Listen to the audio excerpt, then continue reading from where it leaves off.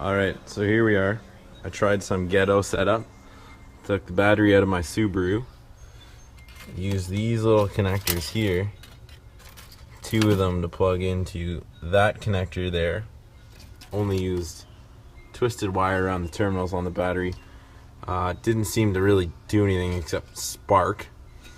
So I took your advice and I went back up to this bad boy here, a little cotter pin copper wire into FPB plus. So I'll go to the back of the trunk again, test light grounded into the power on the fuel pump connector, and there's light. It lights up.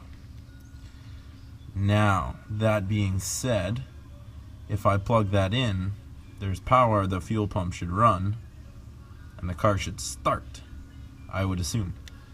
If not, does that mean dead fuel pump? Is that what I'm comprehending?